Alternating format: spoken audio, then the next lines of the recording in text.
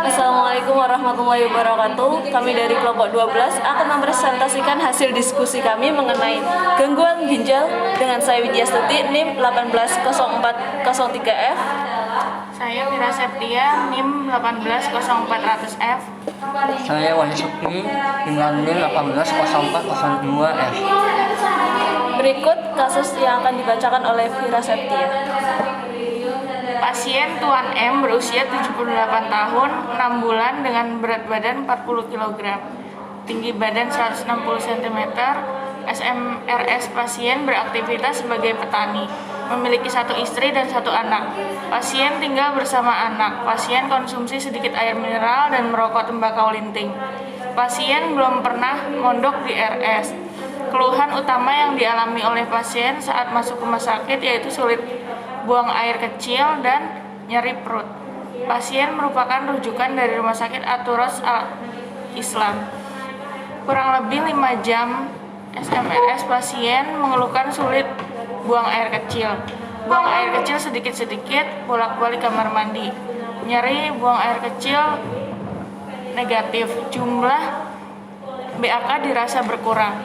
Mual negatif, muntah negatif. BAB tidak ada keluhan, makan dan minum berkurang.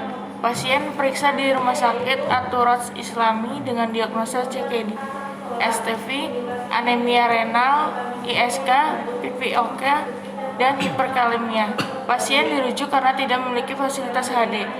Pasien dari IGD ke ruang Dahlia tanggal 17 bulan 9 2020 jam 22.30, tekanan darah 120/70 mm Hg, nadi 80 kali, nafas 20 kali, suhu tubuh 36,5 derajat Celcius. Tiba di Dahlia 2 kamar 10 pada pukul 23.00 pada tanggal 19/09/2020. Pasien berpindah dari Dahlia 2 ke ICU untuk memasang HD CAT pukul 8.30. Riwayat DM negatif, HT negatif. Terapi yang didapatkan saat di Rumah Sakit Aturos Al-Islami yaitu injeksi ceftriaxone 1 gram per 12 jam, ranitidin 1 ampul per 12 jam. Diagnosa CKD stage VEC, obstruktif uropati, anemia normostik normokomik, suspek anemia renal, suspek ISK, PPOK stabil, suspek neurogenic bladder, hearing loss, hipoalbumin, akut convulsional state DD uremium, shock septic. Berikutnya akan dibacakan oleh Widya Stuti. Berikut adalah data lab yang telah dilakukan oleh pasien tersebut. Untuk kontrindikasi tidak dapat digunakan untuk orang yang memiliki riwayat hipersensitif terhadap antibiotik cephalosporin. Efek sampingnya. Berikut juga adalah terapi obat yang digunakan pada saat pasien dirawat inap. Untuk SOAP pada tanggal 17 bulan 9 2020, problem medis CKD stag 5 atau gagal ginjal stadium 5 dengan subjektif, gejala sulit BAK dan nyeri perut, BAK sedikit bolak-balik ke kamar mandi, jumlah BAK dirasa berkurang, makan dan minum berkurang, mudah lelah. Profil pengobatan pasien yaitu infus NaCl 0,9%, anestesi untuk HD CAT 0,2. Objektifnya albumin 3,40 sampai 5,00 gram per dl dengan BUN 6 sampai 20 mg per dl, kreatinin 0,7 sampai 1,2, AE 4,7 sampai 6,1 mcl. Dengan asesmen, pasien belum diberikan terapi untuk CKD stag 5 dengan tindak lanjut diberikan obat Kalos atau CaCO3 kapsul 500 mg. Kesimpulan, DRP teratasi. Untuk plan, rekomendasi rajin minum air putih, berhenti merokok dengan monitoring, mengontrol gejala sulit BAK rutin, pemeriksaan lab, dan juga rutin cuci darah. Selanjutnya, per tanggal 17 bulan 9, anemia renal dengan subjektifnya gejala makan dan minum berkurang, lemas, dan pucat. Untuk data pengobatan, infus NaCl 0,9%, anestesi untuk HD, cat 0, dan juga O2. Objektifnya HB 14-18 gram per dl dengan asesmen yaitu DRP ada indikasi tidak ada obat. Pasien mengalami anemia namun belum mendapatkan terapi farmakologisnya. Dengan tindak lanjut diberikan obat asam folat. Kesimpulan DRP teratasi. Untuk plan, rekomendasinya yaitu banyak makan sayuran hijau yang tinggi kalium dan juga makan daging merah. Untuk monitoring sendiri, selalu mengontrol HB darah agar tetap stabil serta rutin dalam melakukan pengecekan HB. Untuk selanjutnya akan disampaikan kepada Wahyu Subki.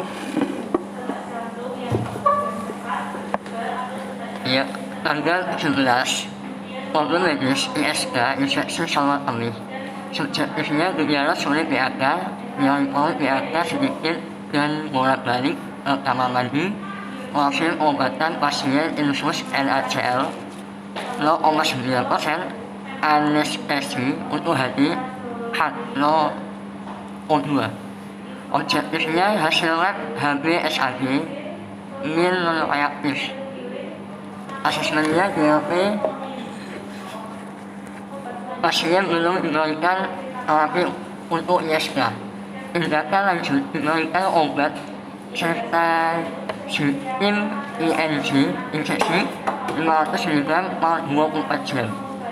Kesimpulan diambil atas plan rekomendasi menjaga kebersihan organ intim, menjaga pola makanan dan hidup sehat. Jangan saling menahan PAK. Monitoringnya rutin melakukan pemeriksaan memonitor perkembangan PAK. Tanggal 11, problem medis PPOK penyakit paru obstruktif kronis. Gejala lemas pucat, kesulitan untuk bernapas, proses pengobatan pasien, infus NaCl 0,9%, anestesi untuk hati HO2. Objektifnya LLS MLT per menit maksudnya benar 14. Asesmennya diambil pasien belum diberikan terapi untuk PPOK. Tindak lanjut diberikan terapi untuk meringankan gejala kesulitan bernapas. Kesimpulan diambil atas ini. Plan rekomendasi diberikan terapi obat untuk mencegah atau untuk mengejar kesulitan bernapas yang jangka panjang, yaitu diberikan terapi solmoterol inhaler. Berhenti merokok, monitoring gejala yang timbul pada pasien.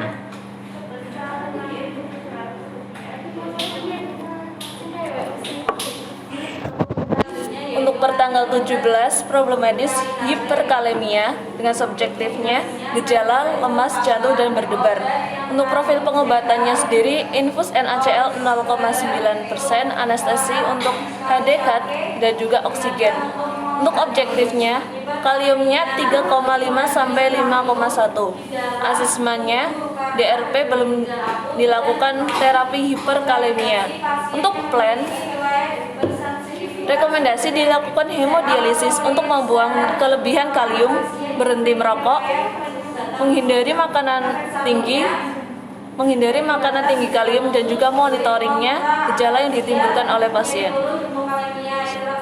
Per tanggal 18 bulan 9 2020, problem medisnya adalah CKD STEC 5 dengan subjektifnya gejala dan keluhan, makan dan minum berkurang. Objektifnya parameter klinis suhu 36,4, data lab RR-nya 20 kali per menit, nadi 82 kali per menit. Untuk data pengobatan, infus NaCl 0,9%, oksigen, dan juga kalos atau CaCO3 kapsul 500 mg 3 kali sehari. Untuk asesmen, terapi sudah tepat sehingga tidak perlu penambahan atau pengurangan dosis serta obat.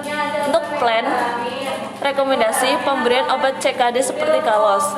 Yang kedua, monitoringnya, monitoring data lab, monitoring efek samping obat yang mungkin timbul seperti perut kembung, diare, dan juga sembelit. Kontraindikasinya yaitu tidak ada efek sampingnya kontraseptif oral, kloramfenikol. Pertanggal 18 bulan 9 2020, anemia renal dengan gejala dan keluhan mudah lelah, pusing, dan pucat.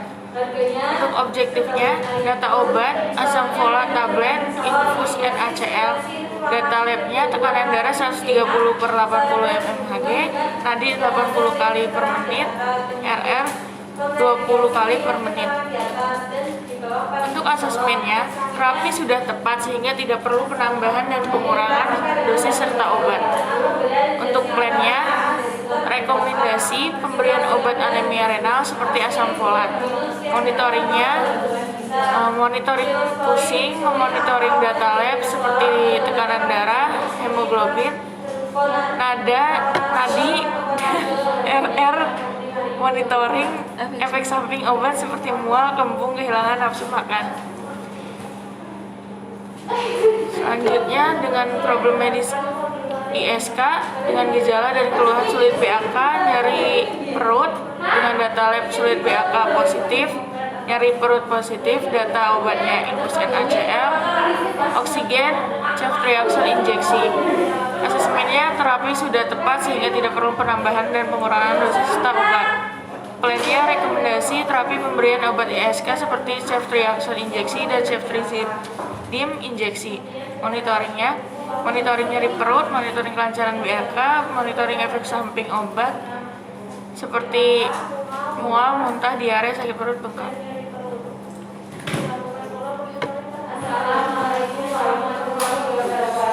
Selanjutnya, per 18 bulan 9 2020, PPOK, gejala dan keluhan, konsumsi sedikit air dan merokok, tembakau linting. Data labnya nadi 82 per menit, RR-nya 20 kali per menit, tekanan darah 130/80 mmHg, data obatnya oksigen dan NaCl 0,9%.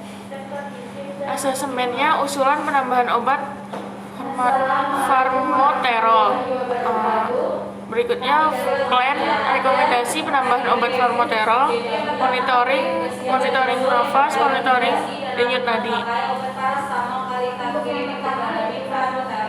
Untuk pertanggal 19 September, problematis itu ISK, subjeknya sulit BAK, perut, nyeri perut dan pucat. Untuk objeknya, data lab, data obat ceftazidin injeksi 500 mg. Asesmen, tidak ada pemeriksaan laboratorium untuk mempertegas diagnosa yang ada. Kemudian planningnya, rekomendasi dilakukan pemeriksaan urin seperti bakteria, eritrosit, dan leukosit. Untuk monitoring sendiri, pemantauan efek samping obat yang ditimbulkan dari obat yang dikonsumsi dan monitoring gejala yang dialami pasien. Per tanggal 19 juga, problematisnya ada PPOK. Subjeknya, pasien mengalami gejala sulit bernafas. Objeknya, pada data lab, nafas pasien 26 kali per menit dengan normal nafas 14-20 kali per menit. Untuk asesmen, ada indikasi tidak ada obat, pasien mengalami gejala seperti sulit bernapas sehingga perlu diberikan terapi obat.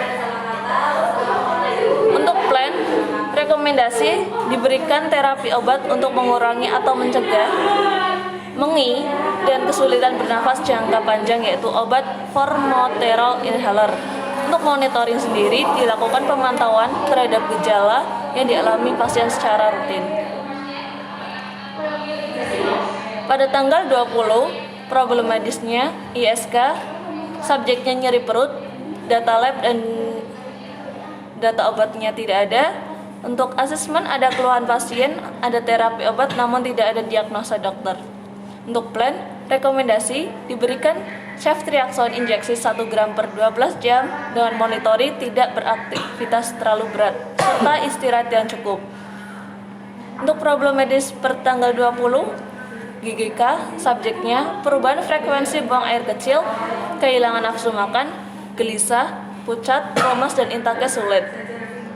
Untuk objeknya, data lab tekanan darah 100 per 60 mmHg, kemudian hemoglobin 9,3, eritrosit 3,27. Kemudian albumin 2,38 dengan urin protein plus 3 dan kaliumnya 2,90. Untuk data obat tidak ada. Untuk asesmen tidak diberikan mecobalamin injeksi, ketidaktepatan dosis asam folat. Planningnya rekomendasi diberikan terapi erythropoietin atau EPO injeksi untuk mengatasi anemia pasien. Dosis asam folat 500 mg diminum 1 kali sehari 1 kaplet, diberikan hemodialisa 2 kali seminggu pada pasien. Untuk monitoring sendiri, memonitoring tekanan darah pasien, istirahat cukup, dan juga berhenti merokok.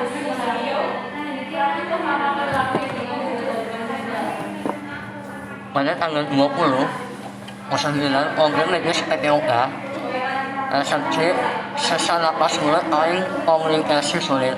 Objeknya kosong, data lab LL 24 kali per menit.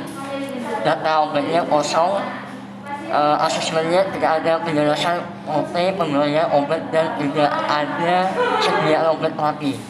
Lainnya rekomendasi diberikan ipratropium bromida 0,25 sampai 0,5 mg.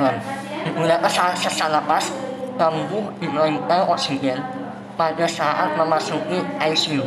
Untuk pertolongan pertama, monitoring efek samping obat dan interaksi obat, memonitoring lifestyle pasien dengan berhenti merokok, hindari lingkungan dengan polusi udara tinggi. 21 problem medis CKD. Subjeknya lemas, intaknya sulit, gangguan makan. Objeknya kosong, data labnya LL 22 kali per menit, lagi 80 kali per menit. Data obat hemodialisa O2 NaCl 0,9%, transfusi PLC. Asesmennya diabetes adaptasi. Lainnya rekomendasi terapi farmakologi, diet protein dapat membantu memperlambat perkembangan CKD pada pasien. Monitoring mempertahankan curah jantung dan tekanan darah yang cukup. Pengobatan yang terkait penurunan aliran darah karena harus dihentikan. 21/9 problem medis anemia renal. Subjeknya pucat, lemas, intaknya sulit. Objeknya kosong, data lab Hb 9,3 gram per ml. Data obat mencobalamin injeksi 500 mg per 12 jam. Asam folat tablet 400 mg per 8 jam. Transfusi PLC. Asesmennya diabetes adaptasi, plan rekomendasi terapi dengan menambahi sekresi. Monitoring dilakukan pengecekan Hb secara berkala, mengevaluasi status besi setiap 3 bulan. 21/9 problem medis ISK. Subjeknya yang lemas, demam, objeknya kosong, data labnya kosong, data obatnya injeksi 500 mg per 24 jam. Asesmennya diabetes adaptasi. Rekomendasi untuk farmakologi, minum air putih minimal 2 liter per hari. Jangan membiasakan menahan kencing, mencari kebersihan lingkungan, monitoring menilai gejala yang timbul, medikasinya sebagai respon terhadap terapi antibiotik yang diberikan. Pengecekan kesehatan berkala kesehatan pasien untuk mengetahui ada tidaknya pertumbuhan. 21/9 problem medis PPOK. Subjeknya nafas cepat, mulut paling gelisah, lemas. Objektifnya kosong, data labnya LL 22 kali per menit. Data obatnya injeksi 500 mg per 24 jam. Asesmennya diabetes adaptasi. Lain rekomendasi hentikan kebiasaan rokok, menjaga pola makan yang sehat, banyak minum, dan berolahraga secara rutin. Monitoring pasien terhadap efek samping obat, terapi obat, isolasi obat, dan memeriksa diri ke dokter secara berkala agar kondisi kesehatan terpantau. Pertanggal 22/9, problematis, CKD stek 5, subjeknya kurang minum air putih dan nyeri perut. Objektifnya data lab suhu badan 36,6, data obatnya infus NaCl 0,9 dan juga O2. Asesmen, ada indikasi tidak ada obat, pasien mengalami nyeri perut.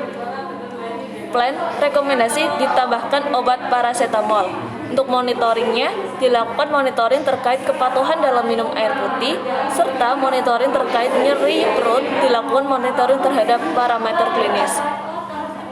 Pertanggal 22/9, problematis anemia normosidik atau suspensi anemia renal, subjek pucat dan lemas, objeknya data obat infus NaCl 0,9%, O2, asam folat tablet 2 kali sehari, mecobalamin injeksi, DRP, asesmen DRP teratasi.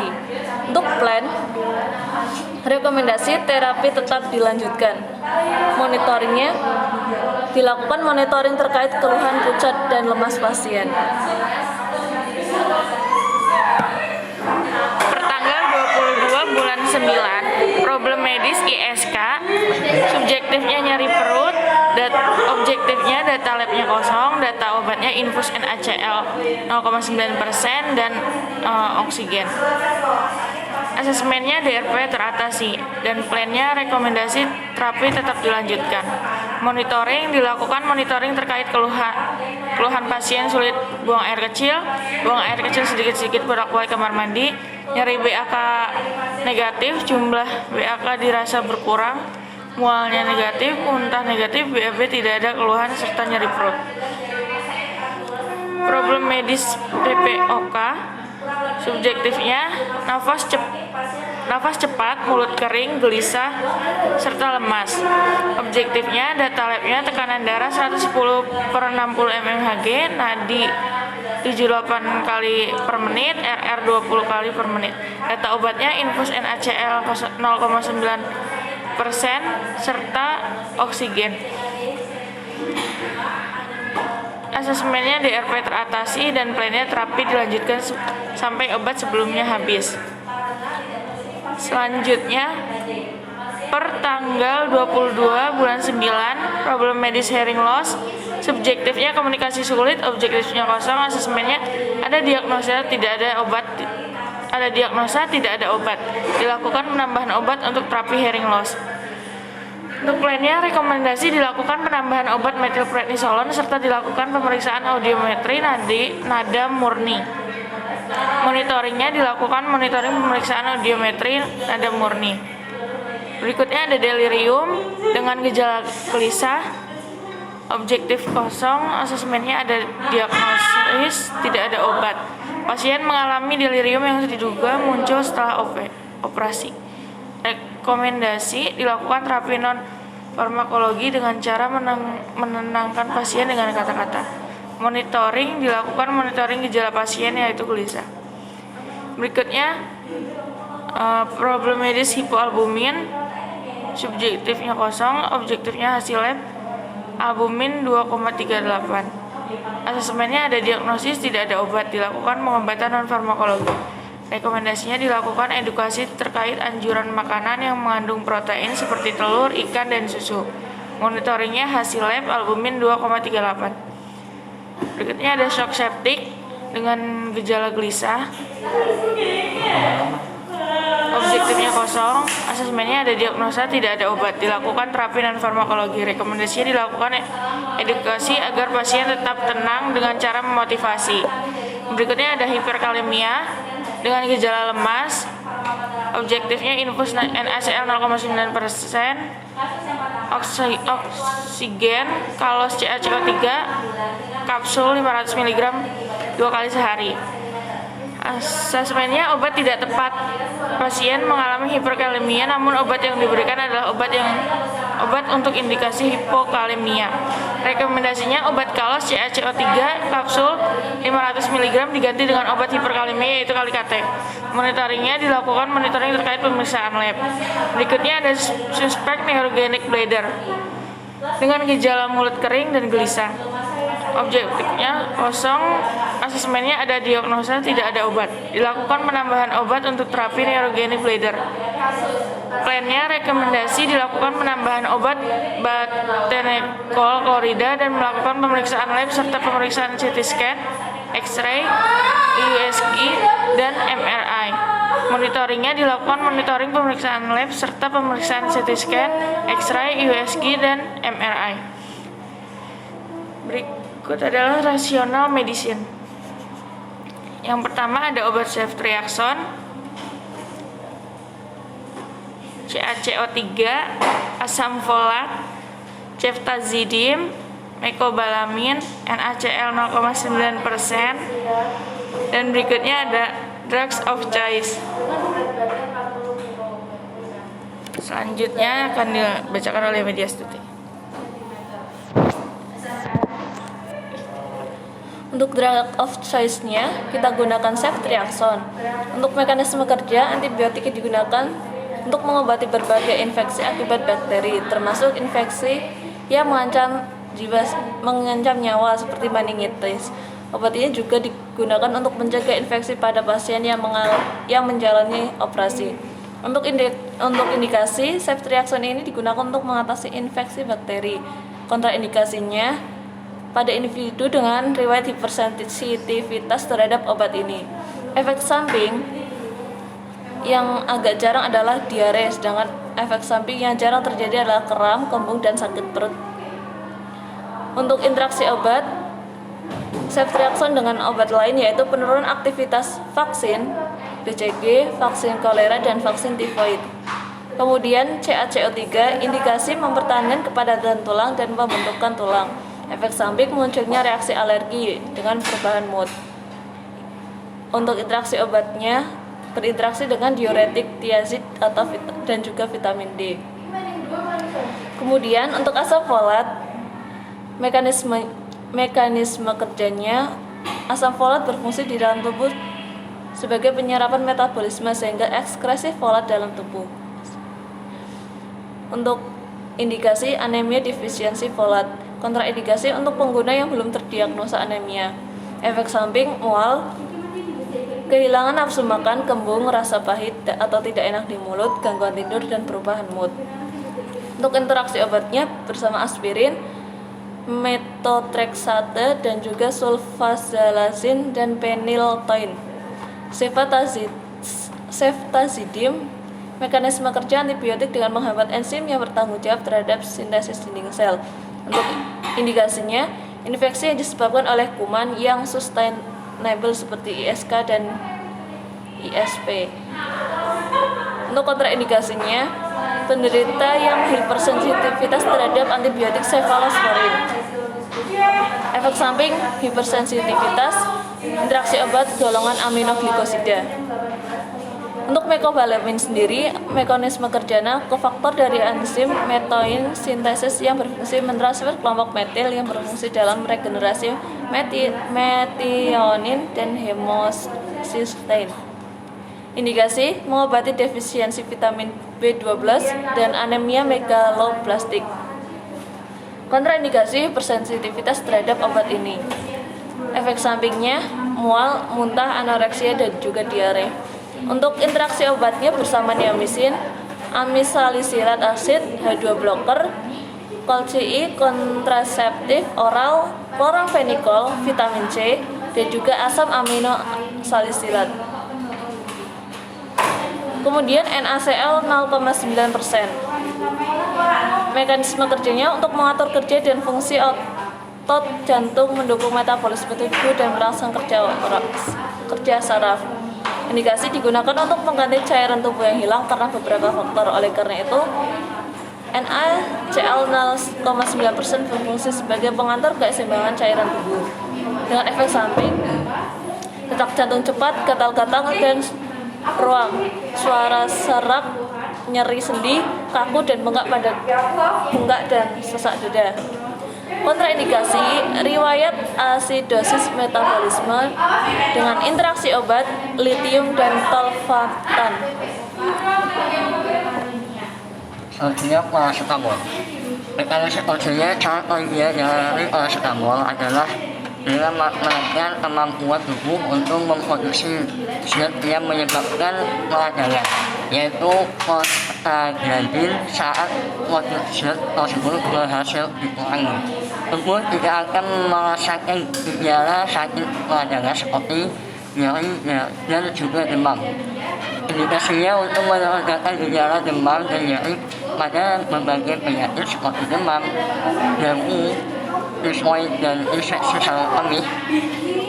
Kontraindikasi pada pasien dengan riwayat hipersensitivitas dan penyakit hiperaktif. Derajat berat. Efek samping demam muncul ruam kulit yang terasa gatal, sakit tenggorokan, muncul sariawan. Dosisnya infus di bawah 2 tahun 7,5 sampai 15 mg per kilo per dosis tiap 6 jam. Dosis maksimal harian 60 mg per kilogram per hari. Infus 2 sampai 12 tahun 15 mg per kilogram tiap 6 jam atau 12,5 mg per kilogram tiap 4 jam. Interaksi warfarin menurut efek paracetamol juga digunakan dengan carbamazepine, phenytoin, phenobarbital, cholestyramine, dan imatinib. Methylprednisolone. Mekanismenya menghambat kaskade respon imun awal dalam respon inflamasi serta menginisiasi resolusi dan proses inflamasi tersebut. Dalam fase akut, methylprednisolone menginhibisi vasodilatasi dan permeabilitas vaskuler sehingga menurunkan emigrasi. Indikasi abnormalitas fungsi adrenokortikal, kontraindikasi infeksi jamur sistemik dan hipersensitivitas terhadap bahan obat. Efek sampingnya mual muntah, anoreksia. Hemodialisa. Tindakan ini bertujuan untuk menghubungkan aliran darah tubuh pasien ke mesin pencuci darah. Setelah itu, darah kotor akan disaring dalam mesin pencuci darah. Setelah proses penyaringan, usai selanjutnya darah yang bersih akan dialirkan ke dalam tubuh pasien. Efek sampingnya hemodialisa. Hemodialisa memang sangat vital, menggantikan fungsi ginjal untuk menyaring tubuh, namun bukan melalui proses ini bebas efek samping. Dalam beberapa kasus, hemodialisa bisa menimbulkan efek samping seperti rahang otot atau kulit gatal.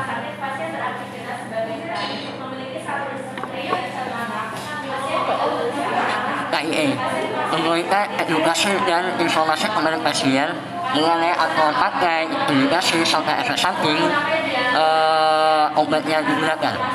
Yang kedua, pasien diminta untuk melapor obatnya apoteker, dokter atau perawat apabila mengalami keluhan yang mengindikasi dan efek samping obat di atas. Yang ketiga, secara rutin untuk mengetahui keadaan pasien, disarankan rajin minum air putih, berhenti merokok, mengontrol gejala sulit BAK rutin, pemeriksaan lab rutin cuci darah. Mungkin hanya itu presentasi dari kami. Mohon maaf apabila ada tutur kata yang kurang berkenan. Mohon maaf sebesar-besarnya. Akhirul kalam. Wassalamualaikum warahmatullahi wabarakatuh.